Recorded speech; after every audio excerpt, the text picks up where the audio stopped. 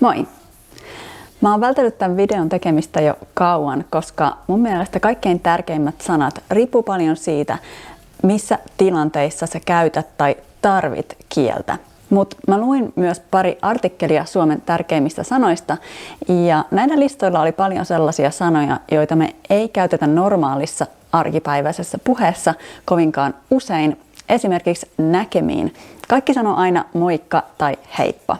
Joten tässä on lista suomen puhekielen sanoista, joita sä tulet näkemään huolimatta siitä, millaisissa tilanteissa sä käytät suomea. Jos sä ymmärrät nämä, sun on paljon helpompi rakentaa sun oma sanasto näiden ympärille.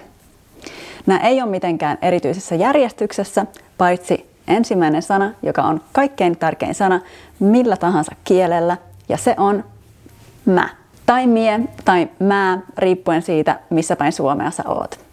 Ei siksi, että me oltaisiin kaikki niin itsekeskeisiä, mutta oikeasti oikeassa elämässä me puhutaan paljon itsestämme. Ja vaikka suomen kielessä verbit taipuu persoonamuodon mukaan, niin normaalissa puhekielessä me yleensä aina käytetään niitä. Joten persoonapronominit tulee mun listalla seuraavaksi. Puhekielessä ne on sä, se, me, te, ne. Sitten muutama perussana, jotka sä oot varmaan oppinut jo heti ekana, eli moi tai hei, moikka tai heippa, kiitos, anteeksi, joo, ei. Seuraavaksi mulla on listalla 10 kaikkein tärkeintä verbiä, joiden avulla sä pääset jo tosi pitkälle. Olla, haluta, voida, mennä, tulla, tehdä, tietää, nähdä, käydä, päästä. Jos sä haluat tietää, miten taivuttaa nämä puhekielessä kaikissa persoonamuodoissa ja aikamuodoissa, niin mun suomalaisten verbien käsikirja on tällä hetkellä alennuksessa. Linkki tämän videon alla. Sitten kysymyssanat. Kysymyssanat on tosi tärkeitä, koska sitten sä pystyt tietenkin kysyä kysymyksiä. Mikä, milloin, miksi, miten, missä ja tämän muodot mistä, mihin tai minne. Mä lasken nämä 9 sanaksi, koska muuten mulla olisi yli 50. Sitten suomen kielessä on tämä kaikkien suomen opiskelijoiden vihaama sana, jolla on myös monta muotoa ja joista osan mä lasken kans 9 sanaksi. Puns intended. Joka tai jota, jolla, jonka, jossa ja taaskin sen muodot josta ja jonne tai johon. Seuraavaksi mä suosittelen, että sä opettelet konjunktioita, eli sanoja, joilla sä voit yhdistää lauseita, koska nämä saa sun puheen paljon luonnollisemmaksi.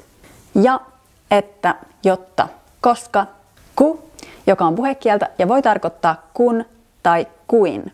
Vaan, joka voi tarkoittaa vaan tai vain.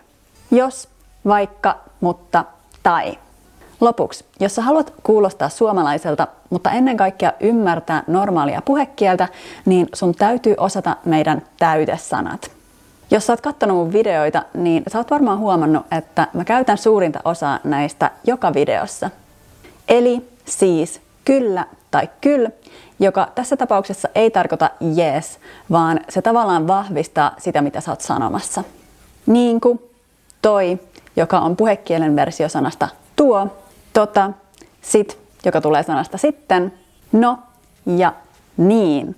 Ja bonuksena no niin, jota sä voit käyttää missä tahansa tilanteessa, etenkin silloin, jos sulla ei ole aavistustakaan, mitä sun pitäisi sanoa. Okei, huomasitko, että mun listalla ei ollut mitään eläimiä, vaatteita, numeroita tai muuta?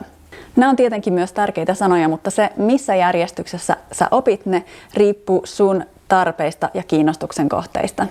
Tässä oli vaan 50 sanaa ja on tietenkin paljon muitakin, joita kuulee jokapäiväisessä elämässä, mutta näistä on hyvä aloittaa. Nähdään ensi videossa. Moikka!